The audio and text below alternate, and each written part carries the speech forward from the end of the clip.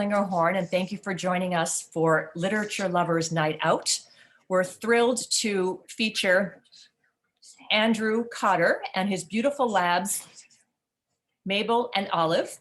If you're joining us tonight, please keep your cameras and microphones turned off. Thank you. And we are here to celebrate Yappy Hour with Andrew. Andrew, as many of you will know, is one of the most recognizable voices in the sports world. He is a freelance broadcaster and is regarded as one of the leading commentators in BBC golf, rugby, tennis, and athletics coverage. During COVID, his videos of his now famous Labradors, Olive and Mabel, became an internet sensation.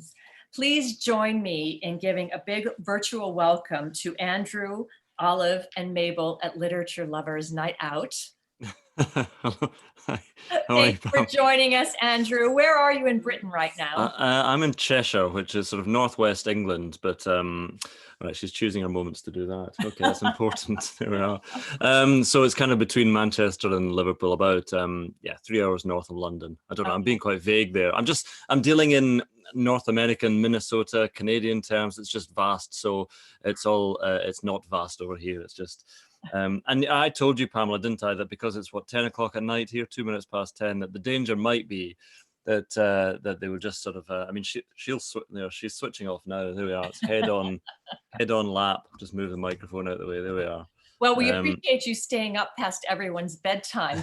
And we thought to kick off the event, we would have a special musical tribute. Oh my goodness. So we're going to cue the music from my husband, the tech advisor tonight. It won't be easy. You'll think it's strange when we try to explain. Was that them singing? That's talented. Seeing two yellow balls just 2 meters away. When we can't chase them, our situation is great. 'Cause now critic. we are famous. We pooches have got to behave. 2 of them are. Six when we are told to. We clean up names. We don't roll in strange smelling stuff. We have given up drinking from toilets today. That's biscuits keeping them there. We're famous. No fun when everyone knows who we are. Oops, we had a glitch in the program. We'll introduce our dog. I recognize that song. Is that the Tim Rice rewritten "Don't Cry for Me, Argentina"? Yes, indeed. That is none other than Tim Rice's lyrics rewritten as a special tribute to your girls. Oh my goodness. Not too many Labradors can say that they have a world famous producer writing music for them. No, I just love the dynamic of the different dogs there. So how many dogs have you got there? 5, 4, 5? Just 4. We've got my yellow lab Tucker and his girlfriend, the black lab Bella. Yeah, well, and then he claims Yorkie. that. I'm not sure that she's all that into him, but he certainly pretends that. The little Yorkie. And then our large friend here is Isa, the Rhodesian Ridgeback. Hello, Isa. Yeah, wouldn't mess with Isa. So, and his mother is the one who has the beautiful voice singing "Don't Cry for Me, Argentina" for us. Oh, right. Okay. Well, we'll maybe play the rest of it at the end because there was a glitch there. So that was great. Exactly. Yeah. I didn't even see what happened during that was that Olive took her chance to come up onto the sofa. So she's here now. They're both here. On screen. But again, I would say that Olive just disappears into the shadows at night. So it's very difficult to see her. Whereas this one here, yes, she is entirely visible. So your paws have fallen off the sofa. That's the joy of a yellow lab. They photograph well. Yeah, exactly. So well, there we now are. that your girls are so famous, why don't you share the story with your audience here in America about how this all came to be? It came to be, so I'm just adjusting it so that people really don't want to see me. It's just all about the dog, so I'm adjusting it slightly. It all came to be because I am a sports broadcaster, commentator, and announcer, as you would call it maybe in the States. And obviously at the start of this year, there was suddenly in spring, in March, it became clear that there was no sport to commentate on. So I was suddenly left looking at nothing. I think it was March the 13th that everything just disappeared. And so she's looking at me lovingly, but I think it's just because she wants another biscuit. You can come back up here. Here, I'll tell you what I'm going to do. You come and get that, because you do like that one there. Here, come on, up you come. Come on. There you go. You take that and just no, stay here. Okay, she's gone. No, she'll come back. Don't worry. Yes, all sport disappeared. I mean, I was getting ready to do a big rugby match on the Saturday. So I was getting ready to go down to Cardiff in Wales. And I got a text just 2 minutes before I set off, and it was the editor saying the game's off. And on that same day, the Masters golf tournament, an email came in saying, yeah, we're postponing. The Olympics went a few days later, the London Marathon, the Wimbledon, the Open Championship. So suddenly I've got no sport to do. And it was just a case of poking fun at the situation. Yes, there was a little tear in my eye as I did so, because I suddenly had no work. And I'm, a self-employed freelance broadcaster. So suddenly you're left with nothing. And I was just saying, look how absurd this situation is for all of us. We were all suddenly thrown into upheaval in our work and in our lives in every country in the world. So it was very much a case of, look at how silly this whole situation is. Let's just laugh at it, because here I am commentating on my dogs having breakfast. Well, your dog's breakfast video certainly provided many people with a bright spot of joy during a very dark time. So I know we wanted to show one of the videos of the dogs. So I think the one you've got is just to sort of, because it was interesting. I did the dog's breakfast one, and then that went a bit mad, and then it went on to the Game of Bones one, which went madder still, and 20 million or so around the world have seen that. But then after Mabel standing in a pond looking mildly cretinous, as she does, just standing there doing nothing, I then sort of moved it into doing strange little sketches. And so I think the one you've got is actually the online dating one, which is a fairly recent one. I think that was in September. So it just shows how long I've been doing this for this year. So yeah, the online dating one was an odd one, but I quite enjoyed it. I think it's charming. So if you're ready, I will switch over the screen and share it. Hang on just a sec. Oh, I love technology. This is I know, tremendous. technology. We can see what you've been looking at today. Oh, okay.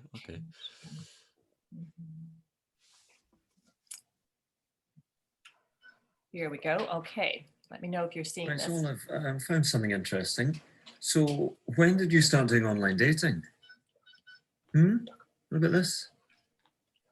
Oh, I don't think it matters how I found the website. What is important is your profile page. What's this all about? Firstly, in no way is that a current photo. And this date of birth, that means you're 3.5. Now, I know it's dog years. It's still wrong. Also, what about these? It says you're a runner-up at Crufts. No, you weren't. And you've been working as an explosive detection dog. You can't even find that tennis ball in the flower bed. And you starred in the stage adaptation of Mabel and Me. As what? As John. But the owner? That doesn't even make sense. Well, unsurprisingly, got over 7,300,000 requests. Well done, you. Might as well click on that. There we are. Click on that and you'll see your #1 match. Oh, for God's sake. What, you're doing this as well? You just want a bit of company now and again. Okay, well, since we're here, let's have a look. Right. You own a small, slightly chewed twig and a squeaky Christmas pudding. See, at least this is accurate. Oh, no, hang on. Here we go. What, you worked at NASA for 3 years? That's nonsense. I mean, it was 18 months tops. You two, you deserve each other. Yes, I love you too. Oh God! I mean, honest to goodness me! Oh, I mean, this is what it happens to somebody without work. They just go slightly mad and start talking to the dogs. But the whole thing has been just so strange. But it's been such good fun to do as well. And I say that all this is in the past tense as if I'm going to stop doing it. I'm not. I'm going to carry on doing it. I think just as a parallel career when proper sports broadcasting comes back. But yeah, and it's just strange seeing the way others seeing them doing so little on the sofa, and yet they've no idea that they've been seen around the world in various situations.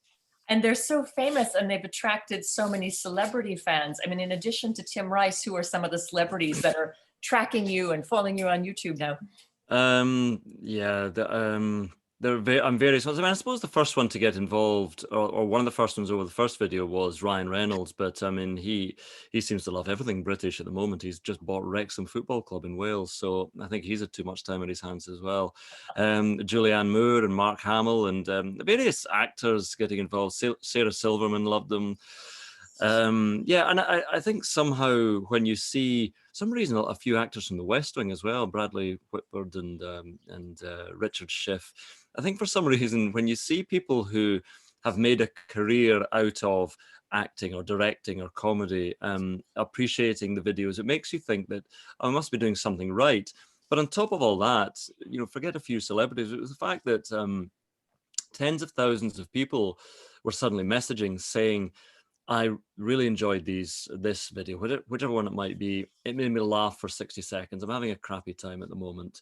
And so just to be able to forget everything else that's going on in the world and have a laugh at these two dogs, you know, means a huge amount. And that meant a huge amount to me to hear that and to see the strange reach that they've had around the world. That again brings its own pressure because I think, God, I've got to keep going. I've got to keep making them. But you know, I quite enjoy the challenge. It's just coming up with ideas because this is my content committee here, and she is largely clueless, aren't you? Not largely clueless. I mean, you are clueless. Beautiful, but yeah, her ideas have been poor of late. Her ideas have just involved, can we go to the beach, please? And I'll run around a bit. But then I did go to the beach and we ran around a bit, and I made a perfume ad out of it. So That maybe was they charming. maybe they do come up with ideas after all. Do you want to come up here? Let us know if she gets a real perfume contract. Yeah, exactly. Some people did think that was a real ad, but even come on, Happy, come on then, come on, Happy, come. There you go. All right. Oh, I see what you want. You want that. Yeah. So Andrew, have you always been a dog lover? Did you grow up with dogs?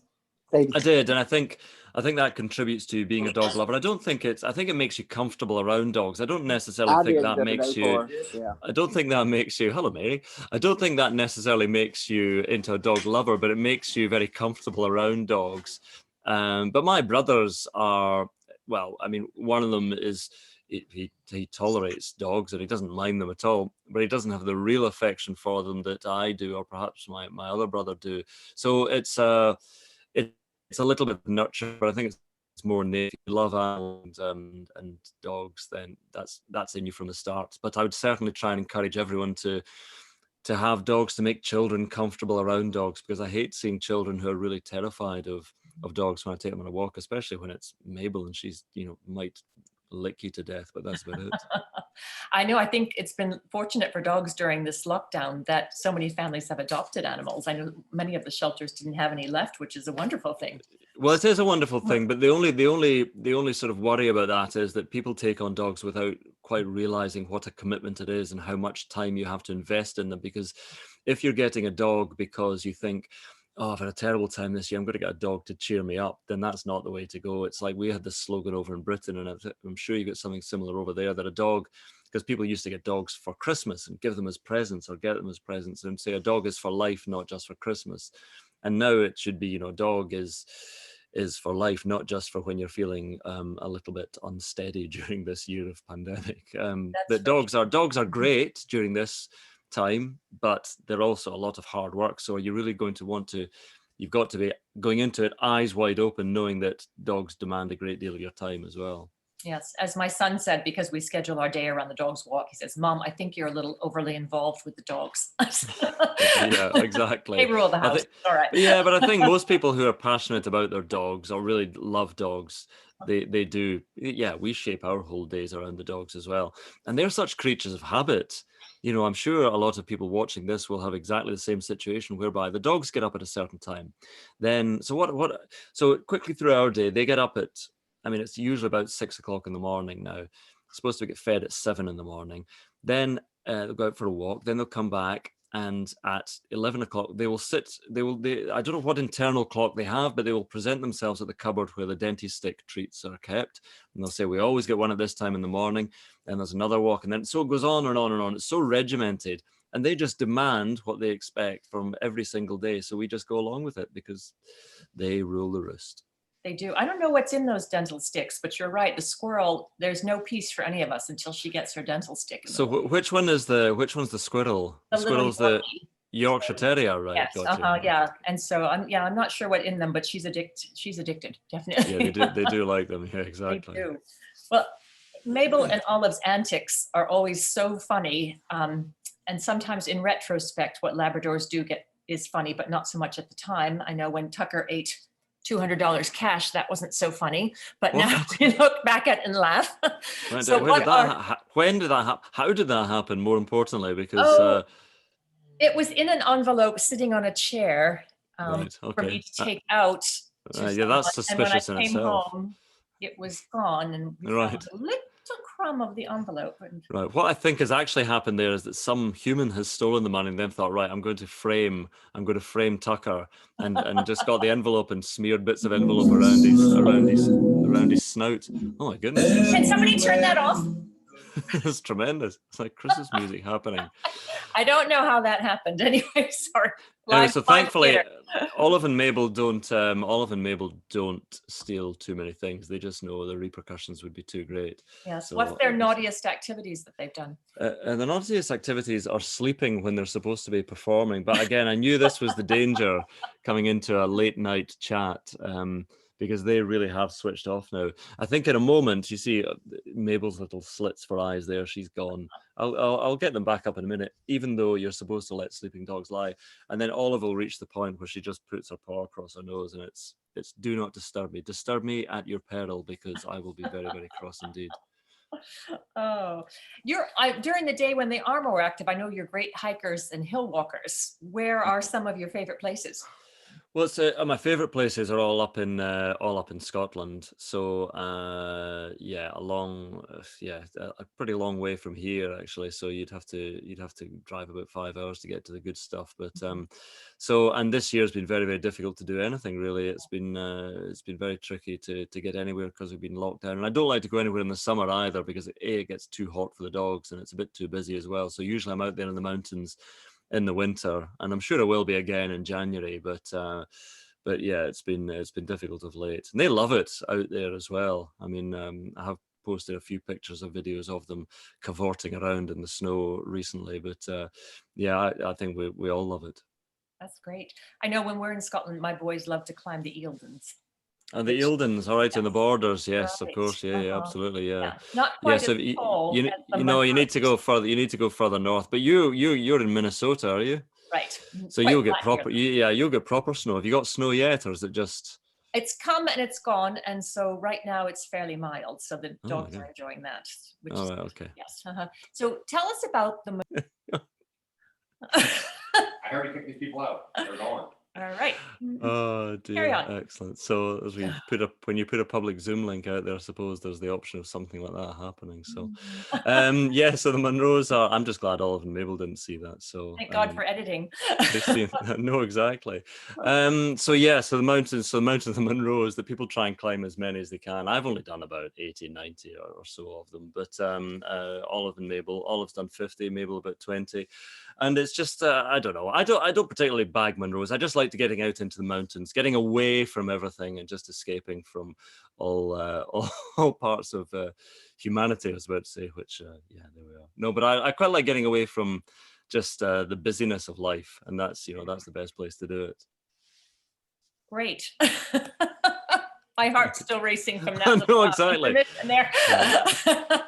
Strangely, mine's not. I just keep an even keel through these things. Yeah, I've seen it all before. We are having some questions from the audience. I don't want to know the questions on after that one. Let's see. Someone was wondering if Olive and Mabel get a steak dinner after their hard work performing. No, they don't. Do you know what? They do get the occasional treats. All of them able just get dry food, and I'm glad they're asleep at the moment, because I don't want them to hear this chat, that they occasionally get a bit of chicken. They've never had any red meat in their lives, which I think if they went over to the dark side and had some steak, that would be it. They would turn into monsters and just want it all the time. No, they get a tiny little bit of chicken every now and again, but mostly it's just dry food.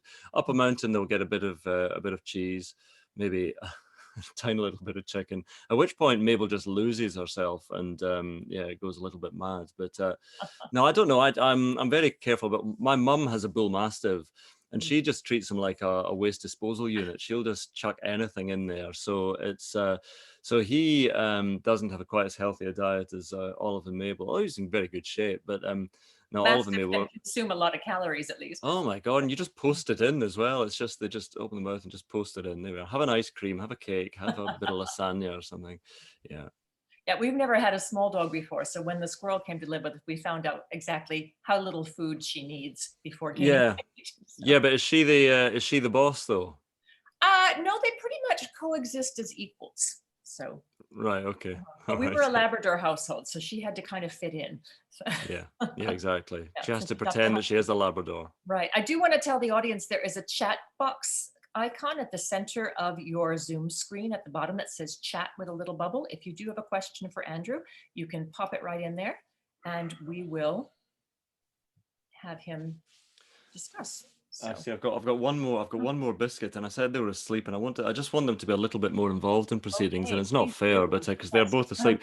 Although Olive's eyes are open now, she knows exactly what's happening. Because as soon as I crunch this, it's just yeah. Oh, hello. Suddenly everyone's interested.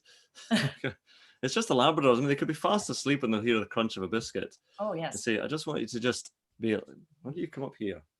There you go. Okay, you can stop pawing me. I'll give you it in a minute. You want to give a paw? Paw? You want to give a paw? Paw? Yeah, good girl. There you go. You take that, and you can take that one there. There you go. You want to crunch Was into it the by microphone? accident that you got females or did you purposely? No, I purposely got females, yeah, because they're just. I think the boy Labradors in particular can be quite full on. So yeah, just decided to get the girls, get the bitches, and they are absolutely great. I just think they're slightly more on an even keel. It's just the same as humans, really. They're on a slightly more even keel than the boys.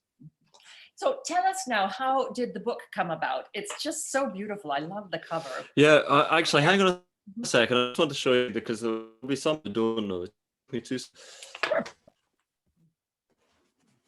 For those of you who haven't purchased your copy yet, please order from Valley Bookseller, and you. I think I'd permanently gone. I was just going to leave if you the order Zoom, it leave online. Mabel in charge of my Zoom. So so that's the UK cover there, which Yes. is you can see. So there's one crucial difference if you can see the US cover and the UK cover. So it's the same photos from the same photo, but I have just been erased from the North American cover, which actually I quite like that, to be honest. I'm not a fan of being seen at all anywhere, so this is even a bit painful for me. But and the videos, they're just you know, a voice with the dogs. It's all about see, exactly, look at that, it's all about that. That's what people want to see. See that little eyebrow raise and the ears going up and down there. Look at it. It's just that's what people love about, in particular about Mabel, because you know, quite often it's her face in the videos because her ears go backwards and forward, and she whinnies a little bit and stamps her paws up and down, and people love that. And the nose is twitching. Don't get me. Olive is, as I've said before to other people who believe that I favor Mabel. Olive is the love of my life. Yes. But Mabel has. And I love you dearly as well. But Mabel has just the sort of winning face for the videos. That's the thing. She's a beauty, that's for sure. So tell us about how the book came to be. Sorry, yes, the book came to be because it was interesting. It was after the second. This is the interesting thing about when videos go viral. You have no idea about the number of approaches that are made to you for various things, and a publisher came in after the second video, the Game of Bones one, and said that, would you like to write a book? And I said, well, would I? I don't have any work. So yes, I would like to write a book. And then after the third video, which is again the Pond game one, a couple of other publishing houses came in. So it just showed the interest in, and that's the way the publishing business works now, is that publishers realize that to sell books, you have to get with something popular. And I don't like being that thing that is just, you know, I'm just there to sell books because suddenly this thing is popular. So what you like to show then is that you can hopefully write a nice book as well. But I mean, I found out so much about the publishing industry during this year that, first of all, it's a bit of a gamble on the part of the publishers.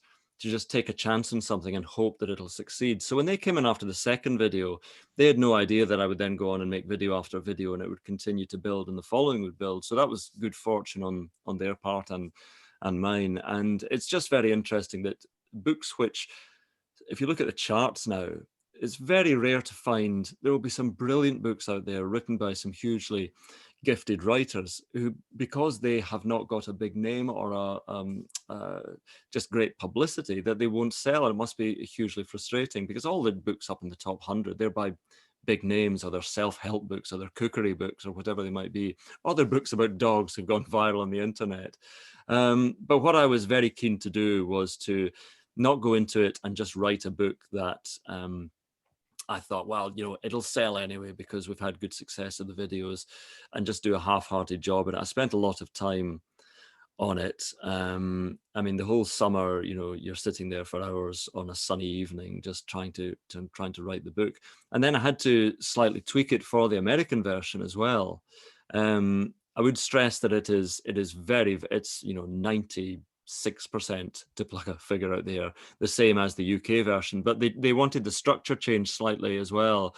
So at the start, chapters come in a different order, and the viral video story is told in more of one introduction rather than sort of 3 chapters or 4 chapters as it was in the UK version. But it's just been a fascinating process for me, because I've not been someone who has written a book before to do the whole thing. I've really enjoyed it. It's absolutely fantastic. I sat down and read it straight through while reading bits aloud to my husband. In 20 minutes. Maybe a little longer than that. I just came out in the United States last Tuesday, so 1 week ago. But how long has it been out in the UK? It's been out in the UK since October the 15th. So I don't know what the reason was behind it. It's a longer process to get something to publication date in the United States for various reasons. So it was actually finished around the same time. So I finished the book in September, and then it was out quite quickly after that in the UK. Have you been on the bestseller list over there? Well, the interesting thing was it sold very well, but because a lot of books were sold, it sold a considerable. It would have been on the Sunday Times bestseller list, but unfortunately, a lot of the copies were sold through the publisher, which aren't registered with BookScan. So then you don't get to put Sunday Times bestseller, but it's sold a lot. But the other part about publishing, which is fascinating, again, it doesn't matter what quality the book is. If you get interviews on television or in radio or in newspapers, it'll shoot up the rankings, and suddenly you go, oh, look.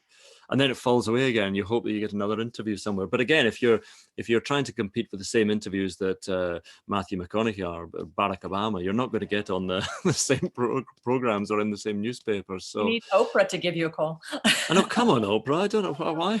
Oprah's book club. Can we get on board with Olive and Mabel, 2 slightly clownish dogs? You get my vote. Now, which one of the videos was the most popular? The most popular was the Game of Bones one, because that's on Twitter. That's had over 20 million views now, and if you add it all together, it's had about 25 million. I mean, all the videos added together have had about 75 million views, but that was the most popular one. But the one I most enjoyed doing was actually, I mean, the Zoom meeting was I think that's the one you get the most positive feedback about. But then I enjoyed making, there was a little documentary I made, a mockumentary behind the scenes one, which I really enjoyed, but it took a long time to make. I think that was because that was the one that was most like making a proper television program. And that was when I realized I had really gone completely mad when I was making that. But I've enjoyed all of them. I really enjoyed the parody Christmas Perfume ad, which I made last week, because it was actually quite, it was all shot on an iPhone, but the footage you can get now, in slow motion and just rendering it black and white and adding the music, I really enjoyed it. But again, when you ask what the most popular one was, the most popular one was the Game of Bones one, and that was the one which has been, I mentioned a couple of weeks ago, it was taken by a White House Deputy Chief of Staff called Dan Scavino, and he used it he presented it just as an allegory for somehow Mabel had suddenly become Donald Trump, and Olive was Joe Biden, with the bone celebrating early, and this was supposed to be presented as, hey, Trump's going to get the victory. And I was thinking, come on, these are 2 dogs that I recorded at the start of April, and I didn't really want it to be used for that. And then James Woods, the actor who is Republican, he got heavily involved with it as well, and retweeted this, and so everyone was presenting it. Suddenly, I've got followed by lots of Donald Trump fans. So my account swelled with lots of people who thought I had presented Olive and Mabel in this for this political reason, which I've always wanted to keep politics out of it. Well, keep politics out of everything. It's just been about two dogs being silly. Well, dogs are great unifiers. I mean, we've made so Well, many they friends. are. I'm sure you have. Yeah, but they are, exactly. Anyone can connect and forget their differences over dogs. People on all sides of all divides have dogs and love dogs. So let's forget our differences and come together by just giving biscuits to our dogs. That works for me. We've had a question about someone in the States here who wants to know if they can get hold of a UK version. And they can probably contact one of the UK booksellers directly online from their website. They Is that right? probably can, but I probably shouldn't say that because Countryman Press over there have been very good to me. And I would say, honestly, the book is almost identical. It's just, as say at the start of it, they have a slightly different idea of the chapter structure at the start. But one of the key things for me in the American book was that eventually they said, yes, we want you to keep all the same language in it. As in, for example, when I'm talking about a fringe as opposed to bangs. I mean, not a fringe for me, clearly, but, and all the language, just a motorway for a freeway or whatever it might be. It was, I was talking about the burdens up in the mountains rather than a creek, so every single bit of language is the same. And the book is almost identical. It's just a fraction, of stuff at the start, which is slightly different. So don't go out of your way to get much though the UK publisher would enjoy that. Don't go out of your way to get the UK version. I'll tell you what you should do is get both versions and compare and contrast, and then everybody's happy. All right. If anyone does need a British bookstore, my favorite one is Main Street Trading in St. Boswell's in the Border, owned by Rosamund de la Haye. St. Boswell's, my goodness. St. Boswell's, yes, exactly. But today we are being hosted by Valley Bookseller in beautiful Riverside, Stillwater, Minnesota.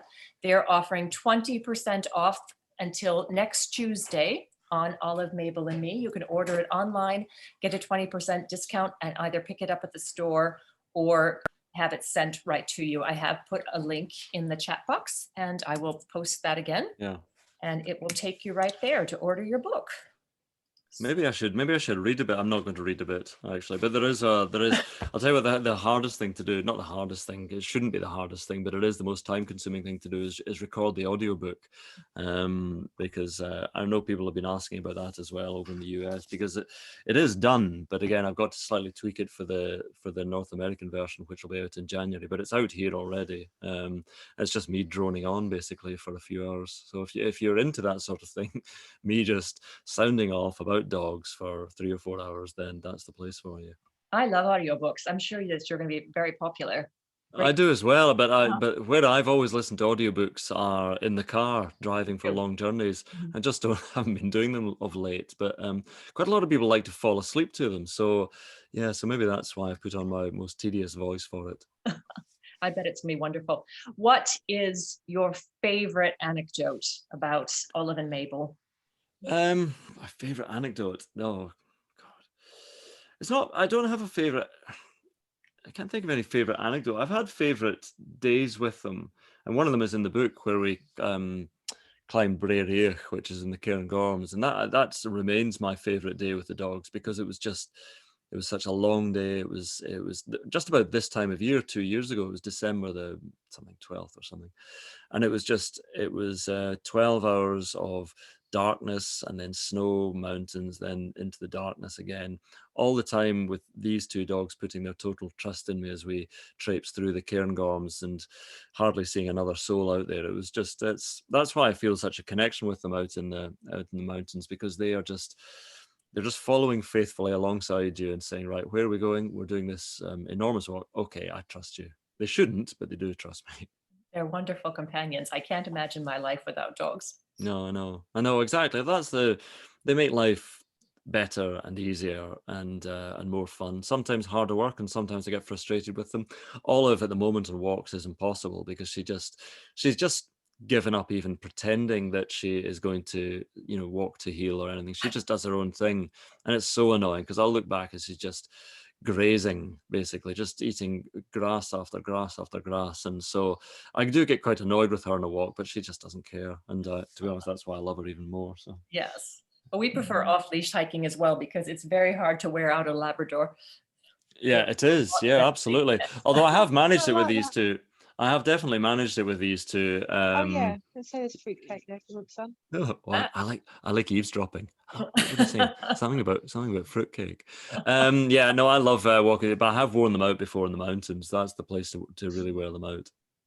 That's great. I know we're lucky in the summer to have so many lakes here because swimming really helps make everyone tired, and a tired dog is a good dog. Yeah, that's it. We need a proper place for them to swim because it's we do take them to the beach occasionally, but yeah, a proper loch for them to swim in would be ideal. Someone has a question here about their endurance, and they were wondering how you knew that Olive and Mabel would be able to make those long walks in the Highlands. They just it's the breed they are, but also they're from working lines, so they're very slim Labradors, so you know they're fine for doing it. It's not it was never going to be an issue. But again, you do when you're out walking with them in the mountains, you do make sure, and you're watching them all the time. Press the mute button. It's like, it looks like a biscuit, just hit it with your nose.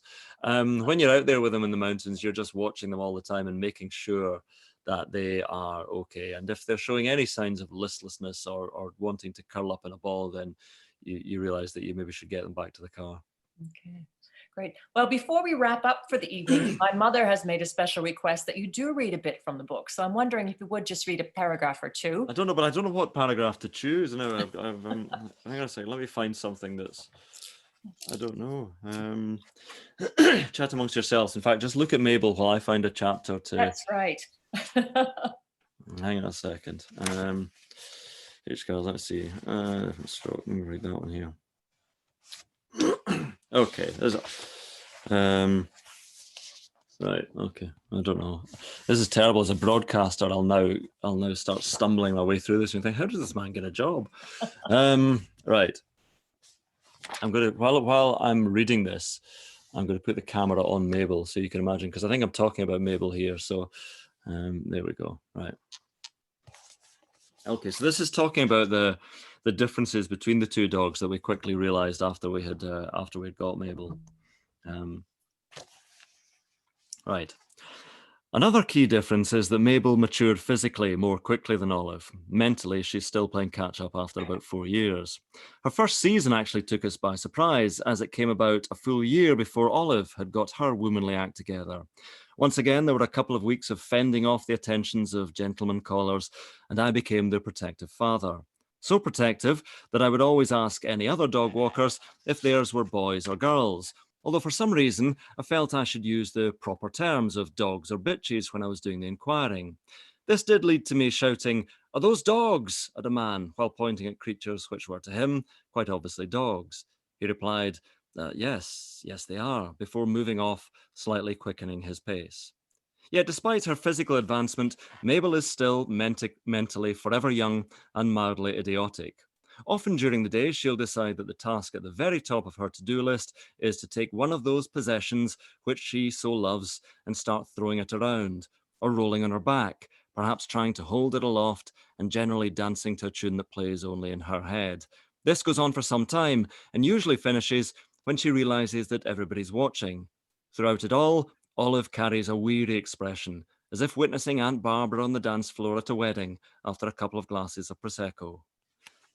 So that's just a short bit of nonsense about the difference between the two dogs. So, thank you so much for sharing that. And thank you for writing this book. I mean, it's just amazing. I think it's going to be the gift book of the season. And I hope that, since you've only been out a week, I hope that we see you next week on the New York Times bestseller list here in the States. Oh, well, listen, I did a chat with a woman called Maggie Ruley for Good Morning America, which I think they were intending to put out last weekend, but they're going to put out this weekend. So hopefully, if that goes out, people will see Olive, Mabel and Me. And it was a piece we filmed with Olive and Mabel. So hopefully, hopefully it does okay. I can't finish without just giving one last shot of this. Saturday, December 12th is when the segment will be airing on Good Morning America. Okay, great. Oh my Thank you. goodness, that sounded like Nick coming in. There we go. So Thank that you, sounded Nick. like, but it was maybe it looked like it was Mabel saying it. But there we go. So there's Mabel to finish with, and Thank you, there's Mabel. Olive's having a Olive. dream, as you would see her little lip is twitching there. So anyway, listen, I hope that's okay, and yeah, That was it's wonderful. Thank you. And I would say, as you say, for doing nothing special, Olive and Mabel are two very special Labradors, and we thank you for sharing with them and with us. And thank you for tonight, staying up late in Britain to be with us this evening for Yappy Hour and Literature Lovers Night Out. I want to thank Valley Bookseller, our host store for the program this evening. Please order your book from them, receive 20% off, and support a local independent bookstore. We appreciate it. I want to thank Molly Sue McDonald, the actress and singer, for the musical interlude this evening. We will put that back on when I have the last slide up about ordering the book. And Lucy Holland for bringing her Black Labrador, Bella, to join us this evening. My husband and son, Michael and Richard, for running tech for us. And again, thank you, Andrew, Olive, and Mabel. This is an absolute delight to have you. Well, I mean, I would just say thank you as well to close with, because again, all the messages, I know there are messages coming in saying thank you for doing this, but thank you for buying the book, or thank you for enjoying the videos. It's been a pleasure sort of meeting people in the virtual world when we can't meet at all in real life at the moment. So thank you very much. And one more time for Mabel as she falls asleep at my feet. Good night, girls. Sleep well. Merry Thanks, guys. Christmas. Happy Hanukkah. Have a wonderful holiday season, and happy reading to you all. Cheers. Enjoy the edit. Thank you very much. Thank you. Yeah, we'll be doing that promptly before it's on YouTube. All right. All the best. Bye-bye. Bye. Bye. Thank you, Andrew. Cheers.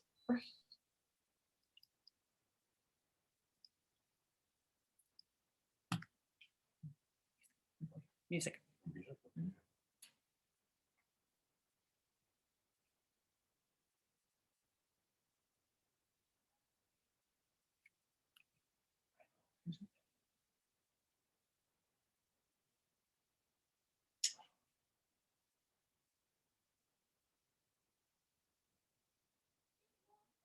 Easy, you'll think it's strange when we try to explain that it's wrong. Seem two young boys just 2 meters away. When we can't chase them, our situation is great. 'Cause now that we are famous, we pooches have got to behave. We sit when we are told to. We clean up mange. We don't roll in strange smelling stuff. We have given up drinking from toilets today. 'Cause now we're famous. No fun when everyone knows who we are. No more sniffing weird quarters or throwing up lunch in the car. Don't cry for us, Mr. Cotter. The truth is we really love you. But there's a limit to this existence. Just one more movie and then resistance. Have we said too much? There's nothing more we can think of to say to you. But all you have to do is look at us to know that every word is